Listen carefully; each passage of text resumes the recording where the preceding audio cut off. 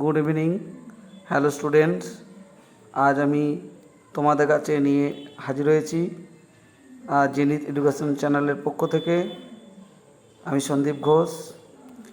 আজ আমি তোমাদের কাছে নিয়ে এসেছি HS suggestion for 2025 subject health and physical education. যে পার্ট এ পার্টে যে 4টে 7 নম্বর কোশ্চেন পড়ে তার কিছু সাজেশন আজ নিয়ে এসেছি তোমাদের কাছে। দেখো, প্রথম 1 নম্বর কোশ্চেন হচ্ছে যে শারীরশিক্ষার আধুনিক ধারণা সম্বন্ধে লেখো। এটা খুব ইম্পর্টেন্ট কোশ্চেন এবছরের জন্য। তারপরে 2 নম্বর শারীরশিক্ষার সক্ষমতা বলতে কী বোঝো, শারীরিক সক্ষমতা বিভিন্ন উপাদানগুলি আলোচনা, এটাও খুব ইম্পর্টেন্ট। 3 নম্বর পেশনা কাকে বলে, ক্রীড়াক্ষেত্রে পেশনার ভূমিকা, এটা ইম্পর্টেন্ট খুবই। শারীরশিক্ষা কাকে বলে, শারীরশিক্ষার সঙ্গে অন্যান্য বিষয়ের যোগসূত্রগুলি আলোচনা করো, এটা দেখে যাবে। উষ্ণীকরণ বা গা গরম কাকে বলে, এটি প্রয়োজনীয়তা। তারপরে 6 নম্বর দৈনন্দিন জীবনে যোগাভ্যাসের সুফল আলোচনা করো। 7 নম্বর, এটা খুবই ইম্পর্টেন্ট, 7 নম্বরটা নিউটনের প্রথম গতিসূত্রটি লেখো। খেলাধুলার উপর নিউটনের প্রথম গতিসূত্রের প্রয়োগ লেখো।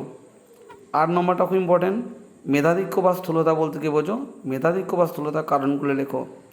9 নম্বর বয়ঃসন্ধিকালে ছেলেমেয়েদের চাহিদাগুলি আলোচনা করো। 10 নম্বর শারীরশিক্ষা কার্যক্রমের রূপায়িত অবস্থা বা কন্ডিশনিংয়ের গুরুত্ব লেখো।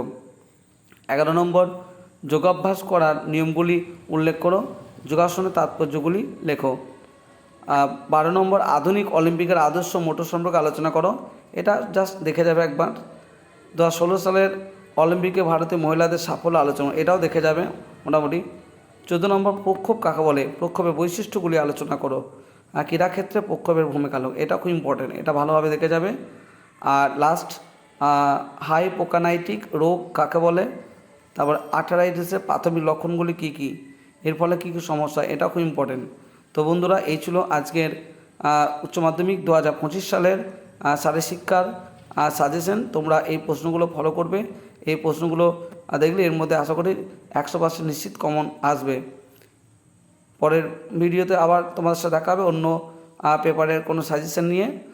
তোমরা সকলেই আমার এই চ্যানেলটিকে সাবস্ক্রাইব করে দেবে এবং আমি যাতে পরবর্তীকালে আর বেশি বেশি করে তোমাদের জন্য সাজেশন বা বিভিন্ন ক্লাস আপলোড করতে পারি। ঠিক আছে।